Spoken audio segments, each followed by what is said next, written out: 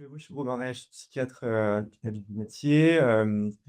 J'ai créé un service qui s'appelle le Centre lyonnais des aidants en psychiatrie. Notre boulot, c'est de créer des programmes de psychoéducation de manière participative avec les associations de famille, les évaluer et puis les diffuser, les partager avec les groupes d'équipe. Et aujourd'hui, on va parler de la question de la stigmatisation des aidants.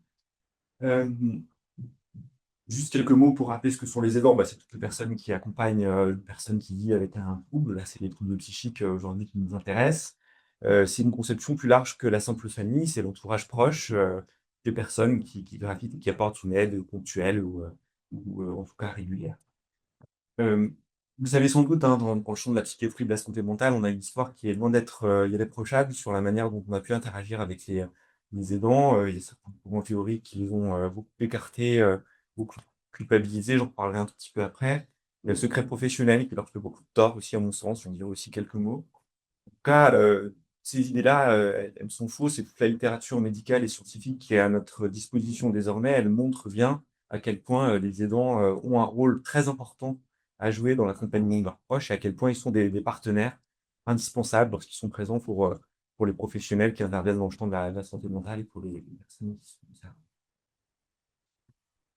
Les aidants, tout en aidant ces partenaires, très importants, c'est aussi des personnes qui sont soumises à un niveau de stress plus élevé. C'est le fameux, fardeau des aidants, hein, qui impacte, beaucoup de choses et en particulier leur santé physique et leur santé, psychique.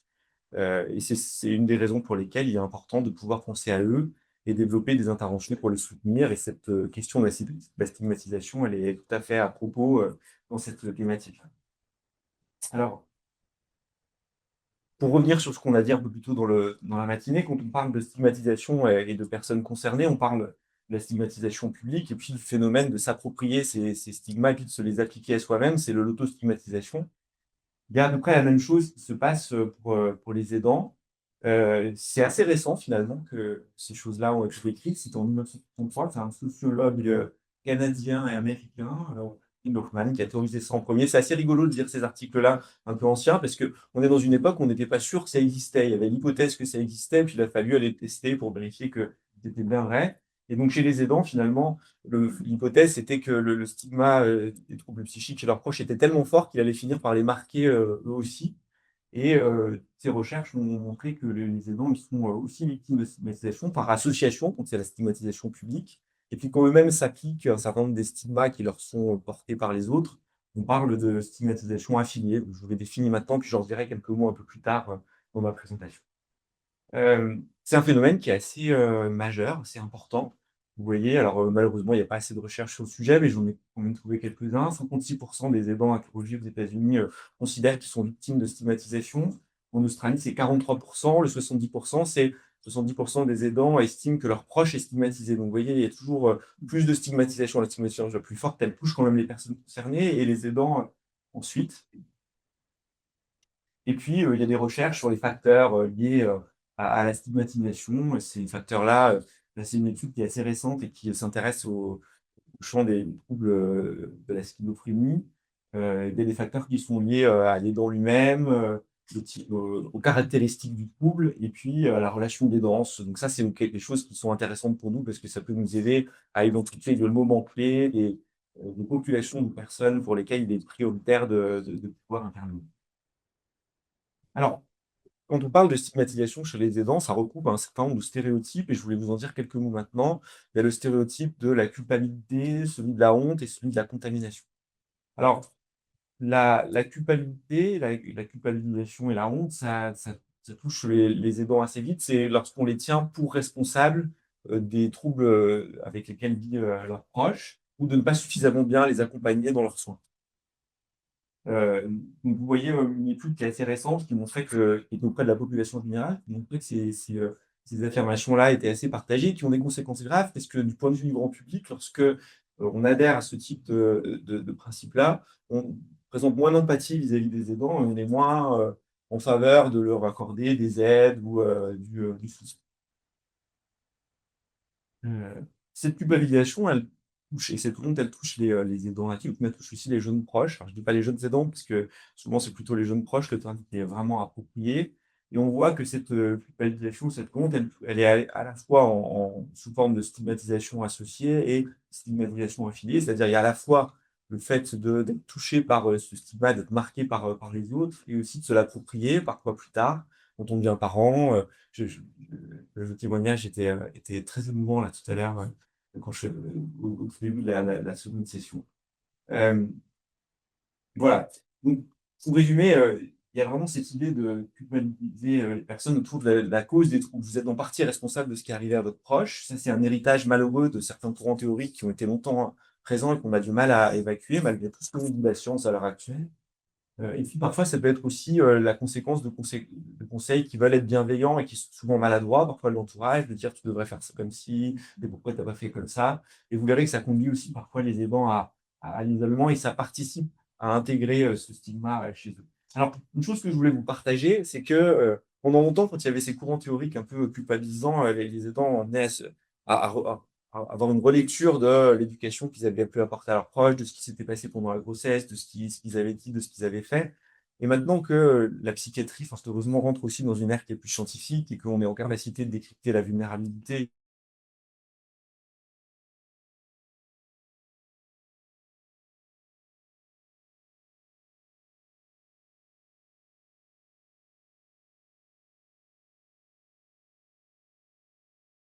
vous voyez que en fonction du type d'examen qu'on fait, on a des rendements diagnostiques assez élevés, c'est-à-dire dans 10% des cas, pour un examen de premier niveau, on est en capacité de trouver des facteurs quasi-causaux du trouble. Un génome sur une population mieux choisie, c'est 30%. Et on pourrait se dire, voilà, le génome, personne ne le choisit, on n'a pas la main là-dessus. Et les familles se sentent aussi très coupables vis-à-vis de ça. Donc vous voyez que cette idée de culpabilisation, elle n'est pas juste autour de qu'est-ce que j'ai mal fait, mais aussi qu'est-ce que j'ai mal transmis. Et donc il y a vraiment tout un enjeu de pouvoir travailler ces choses-là. Ça, c'était un article qui montrait que parfois, ces facteurs génétiques qui peuvent participer à la survenue des troubles, on les découvre complètement par hasard, c'est-à-dire il y a une malformation physique, et puis on s'aperçoit que cette malformation physique, elle est en lien avec un variant qui peut aussi exposer un sur-risque de troubles psychiques ou du neurodéveloppement par la suite. Et c'est ce qui inquiète le plus les parents, c'est ce qui est le plus douloureux pour les familles. Et donc on voit bien aussi ces aspects très stigmatisants autour des troubles. Alors, je voulais vous partager cette initiative que je trouvais intéressante, qui est une initiative canadienne encore une fois. Donc c'est une équipe qui a créé une consultation de conseils génétiques, y compris pour les personnes qui n'ont pas fait un test génétique. Mais en fait, il s'agit d'expliquer aux personnes le modèle du stress et de donner un éclairage sur la complexité des facteurs qui sont responsables pour le développement de troubles, et puis surtout d'insister sur le fait qu'on n'a pas, absolument pas de mainmise là-dessus, que ça échappe complètement. Alors, nous, on n'a pas ce type de consultation en France, mais je voulais vous parler d'un programme qu'on vous présentera un peu mieux cet après-midi avec ma collègue Pauline Martinez, qui est le programme BREF, qui est un programme de psychoéducation pour les aidants, où on a une séance qui est consacrée vraiment autour de cette thématique-là, expliquer le modèle de la vulnérabilité stress et justement permettre de retravailler ces questions, ces croyances, ces représentations. Alors, ces questions de culpabilisation et honte, elles recouvrent beaucoup d'autres choses et je ne vais pas me faire un inventaire à la Prévert, mais des aidants peuvent aussi se reprocher de s'accorder du temps, d'avoir leur propre projet, des loisirs, du repos. Ils se reprochent aussi beaucoup de ne pas savoir comment s'y prendre, de faire mal, pas bien. Et vous voyez, par exemple, ça c'est une étude qu'on est en train de publier, le fait d'être pas sûr de savoir bien faire, de pas trop savoir quoi faire, c'est un des meilleurs prédicteurs de l'état dépressif chez les aidants. Vous voyez, ça fait partie des choses qui nous intéressent et quand on les repère, il faut l'explorer, puis il faut essayer de voir avec eux comment avancer autour de ça. Donc, je vous disais, la stigmatisation des aidants, ça recoupe aussi la question de la contamination, c'est-à-dire être soi-même marqué, diminué du fait d'être en proximité d'une personne qui vit avec un trouble psychique. Donc, ça peut conduire à des attitudes de discrimination autour du logement, beaucoup autour de l'emploi. Il y a beaucoup d'aidants qui perdent des opportunités d'emploi, soit parce qu'ils ont réduit leur emploi, soit parce que leur situation les rend moins appétissants, entre guillemets, qu'une personne qui ne serait pas dans cette situation-là. Je pense que c'est une grave erreur, parce que les aidants, ils développent une expertise du vécu et la capacité de planifier, de gérer des situations de haute complexité. Et c'est vraiment dommage de ne pas prendre en compte ces aspects-là, mais en tout cas, c'est encore des choses qui jouent. Et puis, cette contamination, elle touche aussi les plus jeunes. Il y a aussi cette idée qu'un enfant qui est aidé par des personnes serait moins prometteur, c'est absolument faux, mais ça fait partie de ces idées qui sont complètement euh, dommageables, qu'il faut. Voilà. Alors, cette idée Je voulais vous parler aussi de la stigmatisation par les professionnels de santé, parce qu'une des volontés des aidants, c'est d'être reconnus aussi comme des partenaires et d'être reconnus comme les partenaires qu'ils sont. Et vous voyez que, pour, les aidants, il y a enfin voilà, et les aidants considèrent qu'il y a 40,6 % des aidants considèrent qu'ils sont victimes de stigmatisation de la part des professionnels de santé. Il y a un vrai enjeu à faire, évoluer ces choses-là. Ça recoupe plusieurs aspects différents, je ne vais pas revenir sur tout, mais il y a la question si on veut faire évoluer ces choses-là, il y a la question du secret professionnel qui est souvent mal compris, qu'il faudrait peut-être faire évoluer différemment, je vous dirai deux, trois mots. Parfois, il y a des idées aussi reçues autour de ce que je vous disais, les aidants qui ont participé à la constitution du couple chez leurs proches. C'est compliqué de partir il faut être un professionnel spécifique pour interagir avec les aidants, il faut avoir fait un MUI de thérapie systémique ou familiale. C'est faux, ça fait partie de notre socle de compétences communes que de pouvoir travailler avec ces partenaires-là. Voilà. Les aidants, c'est des vrais partenaires. Ça, c'est des données canadiennes, alors qui datent de 2013, mais 50 milliards de dollars, c'est le coût annuel augmenté par l'alimentation, 12,3 milliards de dollars qui sont économisés, entre guillemets, qui viennent de l'accompagnement proposé par les aidants. Alors là, c'est hors santé mentale, mais vous voyez quand même que c'est énorme. Il y a à peu près les mêmes chiffres au Royaume-Uni. Nous, en France, on ne sait pas les calculer. Mais au Royaume-Uni, 1,24 milliard de livres de dépenses publiques annuelles qui sont économisés du fait de l'accompagnement qui est procuré par les aidants qui accompagnent leurs proches avec un schizophrénie. Donc voilà, je sais que c'est que des chiffres, mais ça montre quand même bien l'importance du rôle qu'ils jouent et la mesure qu'ils prennent dans la performance du système de santé et la nécessité de les reconnaître comme des partenaires. Vous pouvez dire un petit mot du secret professionnel, parce qu'il y a des fausses par rapport à ça. Il y a l'idée qu'on ne peut pas parler aux aidants, on peut leur dire beaucoup de choses. Dans le système français en particulier, je connais bien, bah, voilà, on peut leur donner des informations de nature générale, on peut leur proposer des informations psycho-éducatives qui sont respectueuses du secret professionnel. Et puis, quand une personne concernée refuse d'associer ses proches sur des détails plus intimes ou couverts par le secret médical, bah, c'est quelque chose à respecter, mais qu'il faut retravailler parce que c'est une décision qui peut être tellement préjudiciable qu'on ne peut pas se contenter d'un non. C'est quelque chose qu'il va falloir pouvoir explorer mieux avec lui sur le temps. Alors, je suis pas un bon juriste, mais toujours en lisant ce document très intéressant que j'ai trouvé sur les directives pan-canadiennes pour améliorer l'accompagnement des aidants, j'ai vu que les textes de loi au Canada étaient peut-être plus nuancés, même s'ils sont peut-être pas suffisamment clairs, mais en tout cas, apparemment, il y a un certain nombre de préconisations qui recouvrent celles que je vous ai dites, mais il y en a aussi qui ont l'air de dire que dans certains cas, il y a des informations qu'on peut délivrer aux familles, y compris sans nécessairement forcément rechercher absolument le consentement du proche. Et ça se base simplement sur le fait de reconnaître les aidants comme des partenaires. Voilà. Je ne veux pas rentrer dans les débats juridiques, je suis passé par là-dessus, je trouvais que c'était inspirant, et en tout cas, si ce n'est pas le cas, c'est comme ça que les choses devraient évoluer. Voulez-vous dire quelques mots des conséquences pour les aidants, donc quelques mots des leviers qu'on peut faire pour ça. Bah, il y a l'isolement, un isolement actif de la part du grand public, mettre à l'écart les aidants, pour toutes les raisons que je vous ai dit. La stigmatisation affiliée, elle va conduire aussi de la part des aidants à s'isoler eux-mêmes, à garder le secret, à ne pas parler de ce qu'ils traversent. Parfois, il y a aussi des conditions catastrophistes chez les aidants, c'est de se dire que personne, enfin voilà, ce qu'ils vivent, c'est quelque chose d'unique, que c'est pas du tout possible de le partager, que personne ne pourra les comprendre. Ça aussi, c'est quelque chose qui, parfois, est quelque chose de très, qui va conduire à beaucoup d'isolement. Il y a l'éculement. Vous voyez que les différentes formes de stigmatisation chez les aidants, ça a un impact sur l'estime qu'ils ont d'eux-mêmes, sur leur santé physique, le stress. C'est l'une des facettes du fardeau. Et je voulais vous rappeler que le fardeau des aidants, à titre d'exemple, nous, pour un des programmes qu'on propose à Lyon, on a plus de 61% des aidants qu'on accueille qui sont déprimés, avec une échelle qui, en population générale, ne devrait pas trouver plus de 8%. Vous voyez, on est vraiment sur une occupation qui est majeure et importante. Alors, quelques pistes pour comment améliorer les choses et essayer de lutter contre d'abord la stigmatisation par association et la stigmatisation affiliée ensuite.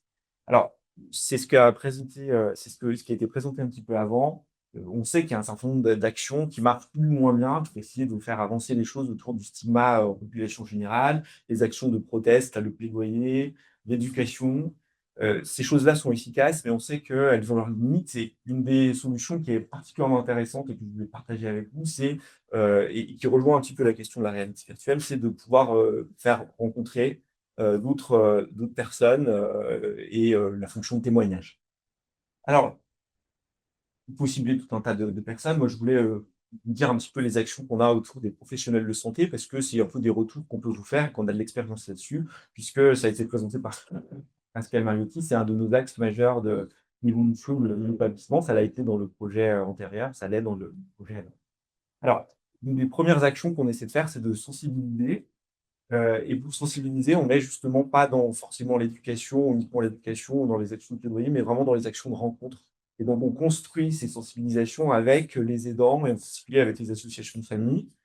Et vous voyez, par exemple, on essaie de construire des sensibilisations qui ont été faites par les associations de famille, qui sont conduites par des bénévoles d'associations de famille, qui permettent de partager le vécu des aidants aux professionnels de santé, qui bien souvent sont très loin de se rendre compte de la réalité vécue au quotidien. On essaie aussi de sensibiliser aux besoins et aux attentes des aidants. Et on essaie également de déclencher, alors ça c'est un nouveau projet, des réflexes. Voilà. Alors, c'est une partie de la réponse à la question qui a été faite tout à l'heure. Moi, je ne pense pas que tout le monde peut être un expert de tout, mais par contre, il y a une logique à induire des réflexes, à créer des hubs. Et donc, par exemple, vous voyez, on se dit que tous les professionnels de santé ne sont pas en capacité d'avoir une idée précise de tout ce qui est proposé par tout le monde pour les aidants, mais s'ils ont tous ce réflexe-là de dire comment vous allez, est-ce que vous avez besoin d'aide, est-ce que vous voulez connaître une ressource qui ensuite vous guidera pour tout le reste, bah, ça, c'est quelque chose qui peut participer au niveau de performance du système de santé et améliorer l'accompagnement, le soutien des aidants. Ensuite, on a essayé de beaucoup former. Je vous ai dit que former, ça marchait pas hyper bien, mais nous, on essaie de former de manière participative, c'est-à-dire en intégrant les connaissances et en co-formant avec des aidants ou des personnes qui sont concernées par cette situation-là. On l'a fait beaucoup avec un des programmes de psychoéducation dont on vous parlera cet après-midi pour ceux qui seront intéressés de participer à notre atelier, qui est le programme BREF, qui est une formation d'une journée qu'on a créée avec l'association de famille UNAFAM, qui permet de remettre à jour les connaissances, parce qu'il y a beaucoup de choses qui sont malheureusement insuffisamment connues. D'abord, les recommandations internationales sur le fait qu'il faut accompagner tous les aidants le plus possible, le niveau de performance de l'aide aux aidants, une des interventions les plus efficaces dont on dispose dans le panel d'intervention en psychiatrie. Et puis, des outils très simples qu'on retrouve un petit peu partout, comme le programme BREP, dont on parlera cet après-midi. Où en France, cette formation, elle a touché à l'heure actuelle, vous voyez, pas loin de 8000 professionnels de santé et bénévoles d'associations de famille. Ça nous a permis de disséminer le programme. À l'heure actuelle, cette diapo n'est pas à jour. C'est 200 centres qui proposent désormais notre programme. Vous voyez, c'est quelque chose qui peut assez bien fonctionner.